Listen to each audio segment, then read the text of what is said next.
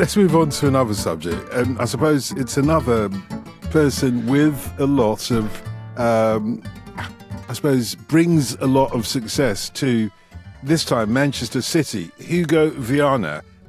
He has helped Sporting become the best team in Portugal.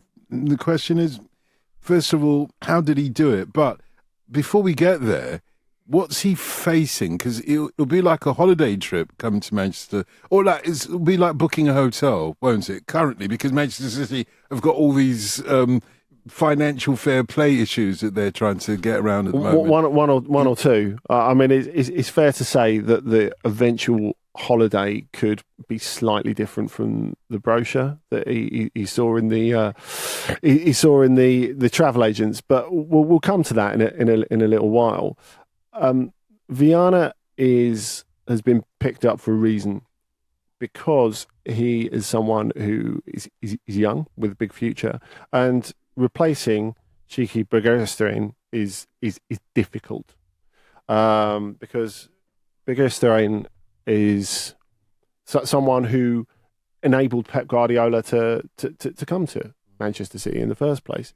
They set the table for Guardiola so he would come by getting all his favourite people in situ, and it's worked really, really well between them, as we know.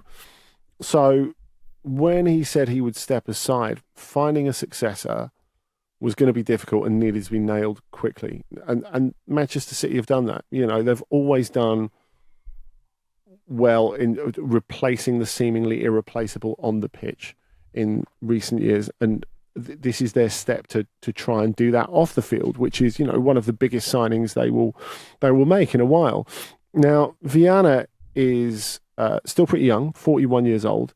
But he's been at Sporting for a long time now, 6 years. Of course, was there as a player.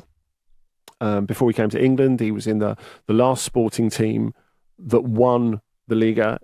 He was in the same team as Cristiano Ronaldo. He was a more senior player in that, despite also being a teenager. When they won it in 2002, and they didn't win it again until he was back as Sporting director. So 19 years later was the next time they won it in 2021. And what has impressed so much is the way that Viana has taken over quite an unpromising position, and when we say we don't know exactly what he's going to inherit, I suspect we'll come back to that in a little bit with Lars. But he took over, and Sporting were in a bad place sporting-wise, in a bad place financially. And when Federico Varandas, the president, appointed him in 2018, he only had relatively little experience as a sporting director. You know, he'd been at Belenenses just up the road for 6 months, and he was still in his mid-30s.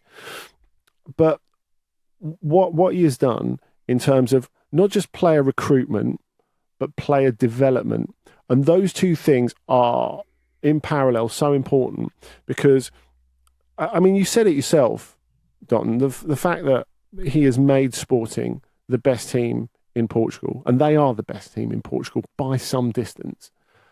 And that really shouldn't be possible, because they've always had a financial disadvantage. Well, you know, we talk about the big three, os três grandes, of Porto, Benfica and Sporting, but Sporting are always very much the third of that.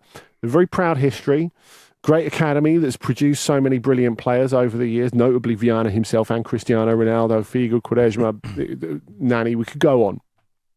But the fact that they've managed to bridge that gap to make themselves, like, I think you have much improved Benfica and Porto teams this season.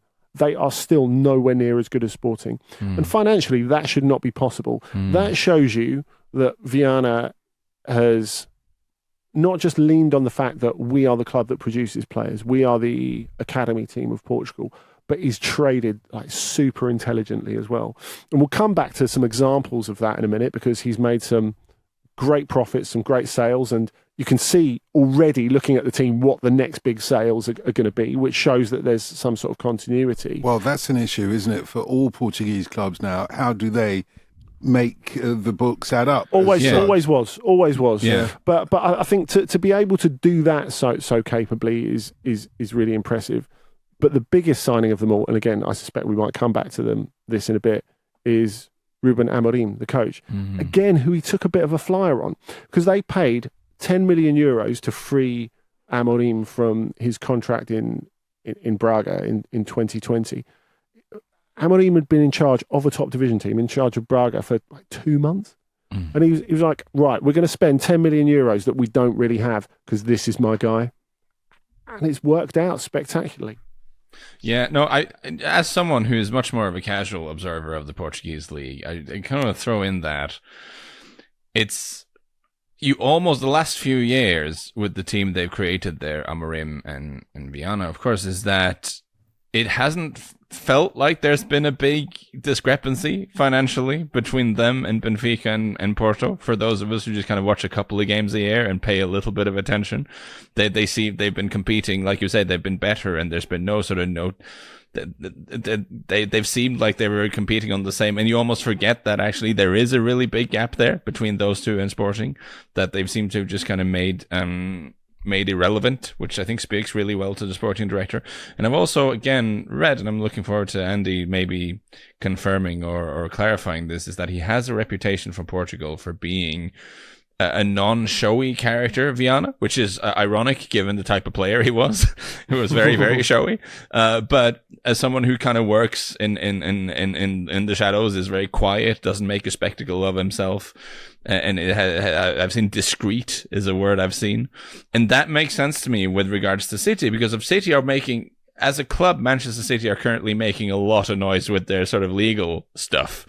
But if you think of how Manchester City tend to go about their business in the transfer market, they very rarely get embroiled in these massive long transfer sagas. And when they have been, it's not really been their doing. When they decide on a target, they tend to act very swiftly and decisively and do things pretty. Yes. How many times there's been a massive signing gone to Man City that just kind of comes almost out of nowhere and go, wow, that deal's gone over the line, and it would make sense then that they gravitate towards replacing Begiristain with someone who again goes about his business in a quiet and efficient manner, in addition to obviously having a great record. And would that be his primary job then, to identify Manchester City's future targets on the field? Yeah, I think that's a big part of it. And I think if you look at where they are at the moment, maybe Ederson will move in the next year or two. Kevin De Bruyne's coming to the end of something. You know, I think it's over-dramatising and not quite correct to say that City are at the end of an era, because what they've done very, very well over the years, and what Begiristain has done very well over the years, is not letting them get to being the end of an era. Yeah, not being the 2005 Australian cricket team where everyone gets old at once. You know, just gradually evolving it. So at the time, you think, how are they going to continue without Aguero? How are they going to continue without Fernandinho? Any of these players, and they managed to get past that through excellent planning. David Silva. So yeah, exactly. Like players who are like Premier League all-timers, really. So the way he's managed to constantly evolve the Sporting team, and as you said, that's a financial necessity in Portugal. You know that you are going to have to do that.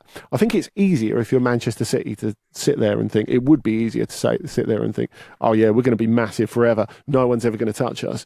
Whereas that's not possible to think like that in Portugal, because when Sporting win in 2021, the guts get ripped out of the midfield, and Palhinha and Matheus Nunes go to the Premier League, and not to massive Premier League clubs, by the way, with all due respect to Wolves and Fulham, but Premier League clubs who are just other clubs in a bigger league who have much more money than you, and you know they manage, and Amorim's a huge part of this as well, to ride that out.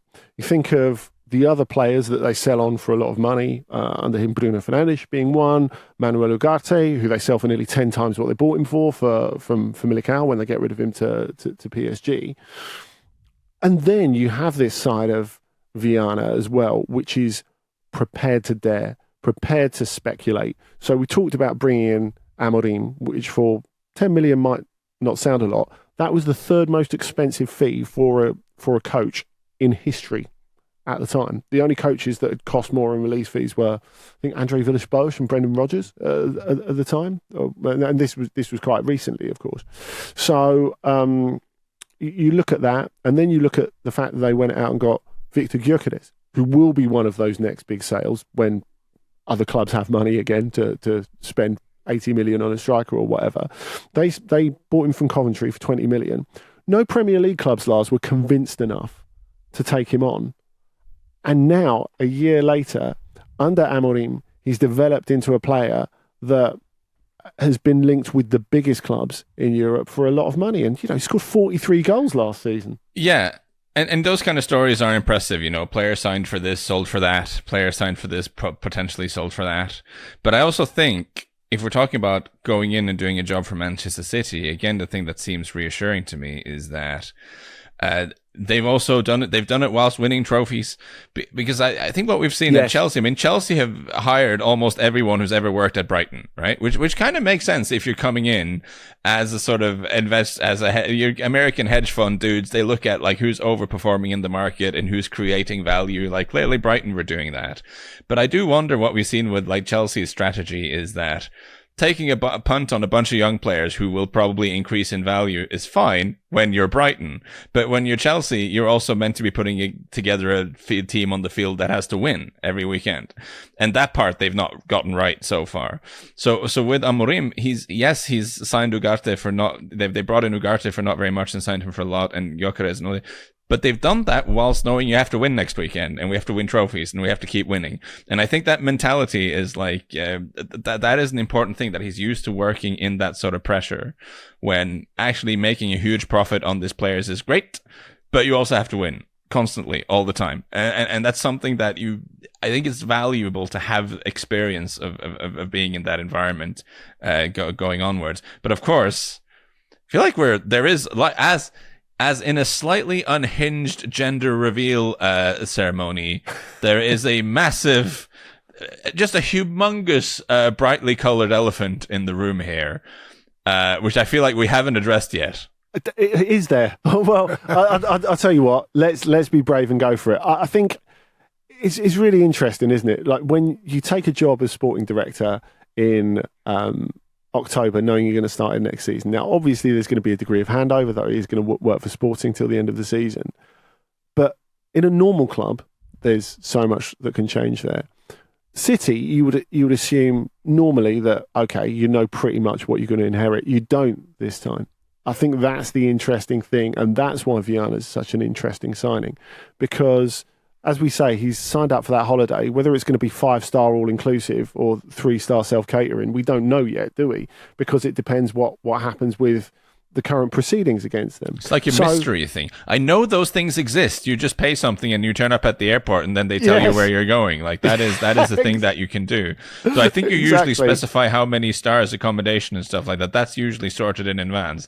This time is completely off the, like, who knows? I'm sure he would be like similarly inscrutable, as you say, notwithstanding what he actually gets. But I guess the question is, will Viana's role be to evolve a team, or will it be to, like, it's potentially, without dramatising, it could be completely rebuild it as well. And you feel, because of the mess that he inherited at Sporting in the first place, and it really was a mess, you feel that he'll be relatively comfortable with either situation.